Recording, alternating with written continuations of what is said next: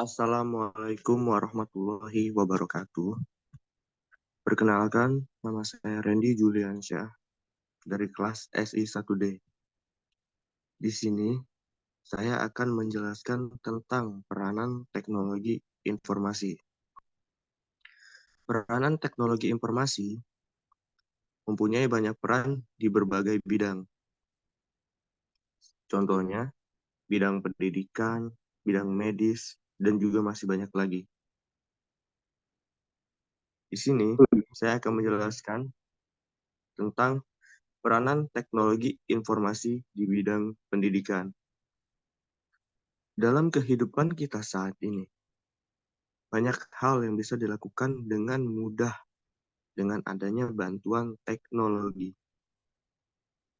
Perkembangan teknologi yang sangat pesat bisa kita manfaatkan seperti halnya untuk membantu di dunia pendidikan. Adapun peranan teknologi di dalam dunia pendidikan, yaitu menggantikan peran manusia. Maksudnya, dengan melakukan otomasi suatu tugas atau proses. Yang kedua, ada memperkuat peran manusia. Dan yang ketiga, melakukan restrukturisasi atau melakukan perubahan-perubahan terhadap suatu tugas atau proses.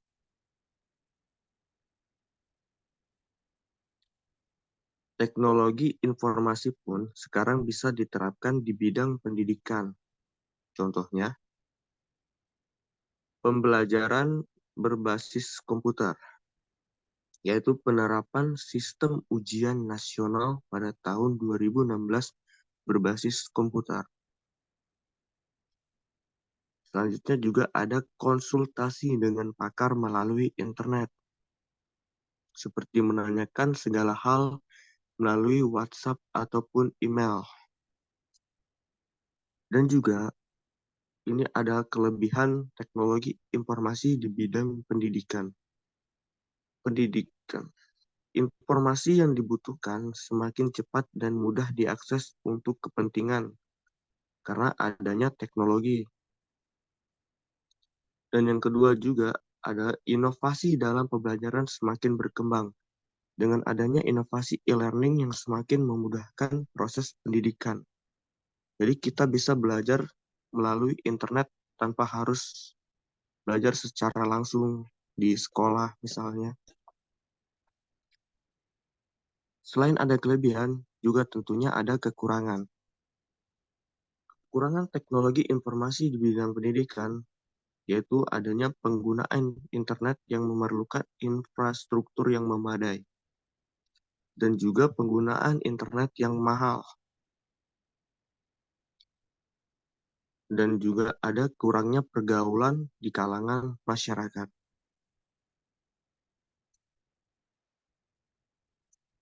Selanjutnya ada peranan teknologi informasi di dalam bidang pemerintahan. Teknologi informasi yang dikembangkan pada pemerintahan atau yang diklaim dengan e-government membuat warga semakin simpel dalam mengakses kebijakan pemerintahan. Sehingga acara yang dirancang pemerintah dapat berjalan dengan lancar. Pada intinya, e-government adalah penggunaan teknologi yang dapat meningkatkan hubungan antara pemerintah dan pihak-pihak lain. Manfaat e-government salah satunya adalah pelayanan servis yang lebih baik pada masyarakat dan juga peningkatan hubungan antara pemerintah, pelaku bisnis, dan masyarakat umum. Pemberdayaan masyarakat melalui informasi yang diperoleh. Dan yang keempat, pelaksanaan pemerintah yang lebih efisien.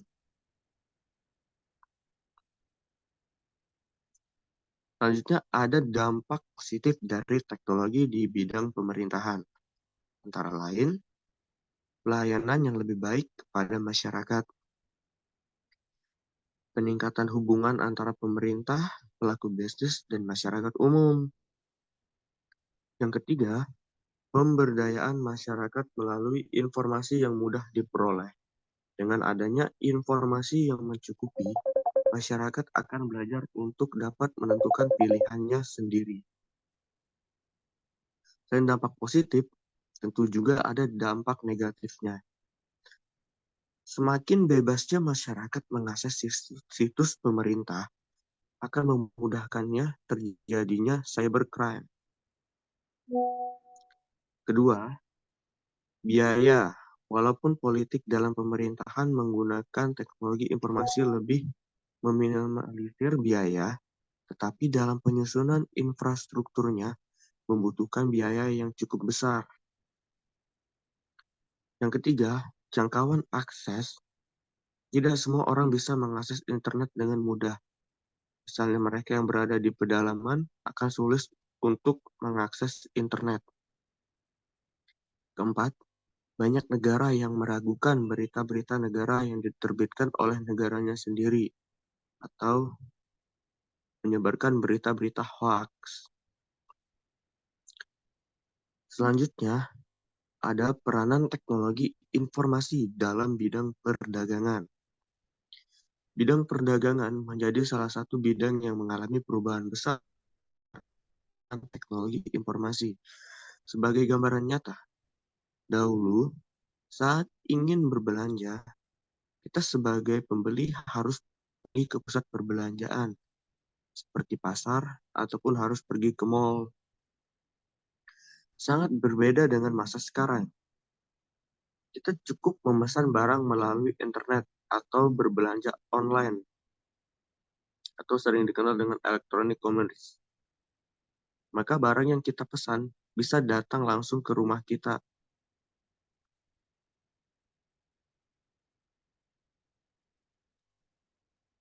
Selanjutnya, ada manfaat penggunaan teknologi informasi di bidang perdagangan. Terbagi menjadi dua sudut pandang, dari sudut pandang penjual dan sudut pandang pembeli. Dari sudut pandang penjual, perusahaan bisa menjangkau pasar yang lebih luas. Hal ini karena pembeli yang tidak dibatasi tempat maupun waktu bisa diakses seluruh pembeli melalui internet. Yang kedua, perusahaan tidak perlu membuka cabang distribusi karena bisa berjualan melalui internet atau jualan online shop.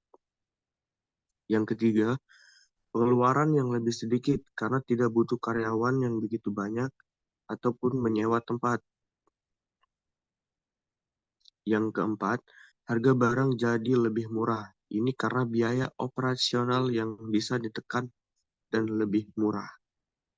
Sedangkan dari sudut pandang pembeli, pembeli tidak perlu ke toko untuk membeli barang yang dibutuhkan. Dengan begitu, maka pembeli bisa menghemat waktu serta biaya perjalanan karena bisa dipesan ataupun dibeli melalui internet dari rumah.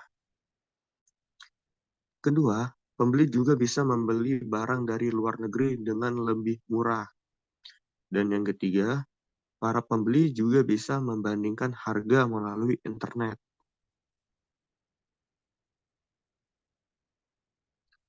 Selanjutnya, peranan teknologi informasi di bidang medis. Dalam bidang pelayanan kesehatan, teknologi informasi sangat berperan penting. Teknologi informasi dapat digunakan mulai dari penyimpanan dan pengolahan data administrasi suatu rumah sakit, puskesmas, ataupun klinik, hingga melakukan riset di bidang kedokteran, mendiagnosis penyakit, menemukan obat yang tepat, serta menganalisis organ tubuh manusia bagian dalam yang sulit dilihat. Dalam bidang kesehatan, peranan-peranan tersebut antara lain: satu, bidang administrasi. Dengan adanya teknologi informasi, di dalam dunia administrasi sangat membantu di dalam penyimpanan, pengelompokan, dan pengolahan data. Yang kedua, bidang farmasi. Dalam bidang farmasi, dalam bidang obat-obatan, Komputer juga berperan sangat penting dalam farmasi, misalnya untuk merekod resep dan dosis, menyimpan data harga obat, dan membantu untuk mengelompokkan obat berdasarkan kegunaannya. Yang ketiga, mendiagnosa suatu penyakit dapat digunakan untuk menghasilkan foto yang lebih baik dari tubuh pasien. Sinar X adalah teknik tradisional yang merekam bayangan dua dimensi dari tulang pada film yang digabungkan dengan komputer untuk mendapatkan gambar tiga dimensi. Dari hasil gambar tersebut bisa didiagnosa jenis penyakit tersebut. Yang keempat, penelitian. Penggunaan komputer dapat memaksimalkan hasil penelitian karena dengan adanya komputer penelitian itu dapat ditelusuri lebih dalam dan lebih detail. Selanjutnya ada peranan teknologi di bidang perancangan produk. Peranan teknologi informasi di bidang perancangan produk adalah merancang produk dengan teknologi informasi, merupakan suatu yang telah umum dilakukan dengan menggunakan perangkat lunak yang bernama CAFA atau Computer Aided Three-Dimensional Interactive Application, buatan Dassault System dari Perancis. Sebuah pabrik dapat merancang mobil atau pesawat terbang tanpa menggunakan kertas. Dodge dan Daimler Chrysler merupakan contoh perusahaan yang mengandalkan perangkat lunak ini untuk mewujudkan suatu desain mobil beserta komponen-komponennya dan bahkan untuk mengujinya. Pemanfaatan teknologi juga akan berpengaruh pada proses desain maupun proses produksinya, berkaitan dengan fasilitas yang akan digunakan. Simulasi teknologi komputer dan aplikasinya bisa digunakan untuk proses pengembangan yang cepat. Suatu investasi penting dilakukan, peranan teknologi suatu sangatlah penting dikarenakan sebagai penunjang suatu pekerjaan untuk menghasilkan produk-produk yang berkualitas dengan desain yang disukai oleh konsumen, sehingga menciptakan kenyamanan dan rasa percaya diri pada konsumen. Dengan teknologi akan memudahkan para desainer produk untuk menciptakan karya-karya yang menarik untuk produk-produk baru, sehingga dapat meningkatkan daya tarik para konsumen dan juga dapat meningkatkan penjualan produk-produk baik itu di pasar dalam negeri maupun luar negeri.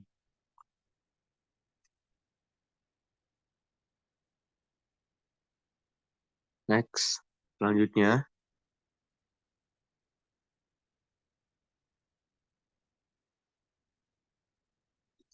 Cok. Selanjutnya ada peranan teknologi informasi di bidang perbankan. Peran teknologi dalam dunia perbankan sangatlah mutlak, di mana kemajuan suatu sistem perbankan sudah barang tentu ditopang oleh peran teknologi informasi. Semakin berkembang dan kompleksnya fasilitas yang diterapkan perbankan untuk memudahkan pelayanan, itu berarti semakin beragam dan kompleks adopsi teknologi yang dimiliki oleh suatu bank.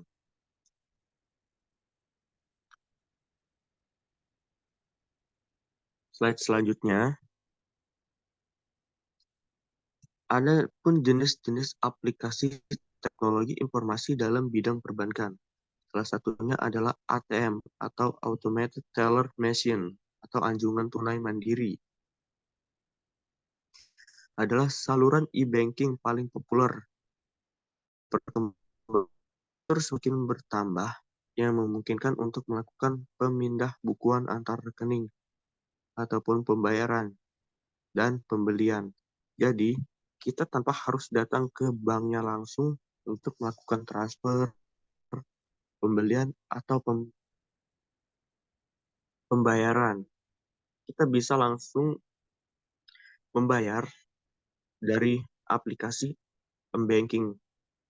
Jadi bisa dilakukan dengan teknologi tanpa harus susah payah datang ke banknya secara langsung.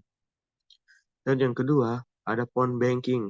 Ini adalah saluran yang memungkinkan nasabah untuk melakukan transaksi dengan bank via telepon. Yang ketiga, ada internet banking. Fitur transaksi yang dapat dilakukan sama dengan phone banking, yaitu informasi, jasa, atau produk bank, saldo rekening, transaksi pemindah bukuan antar rekening, pembayaran, kartu kredit, listrik, dan telepon, ataupun pembeli voucher, ataupun tiket. Yang keempat, ada SMS atau m-banking. Saluran ini pada dasarnya evolusi lebih lanjut dari phone banking yang memungkinkan nasabah untuk bertransaksi via handphone dengan perintah SMS. Fitur transaksi yang dapat dilakukan yaitu informasi saldo rekening, pemindah bukuan antar rekening, pembayaran, dan pembelian voucher.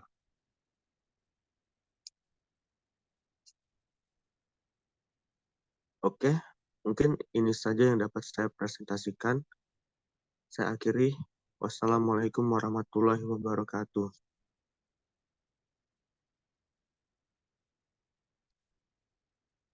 Woi, sudah woi.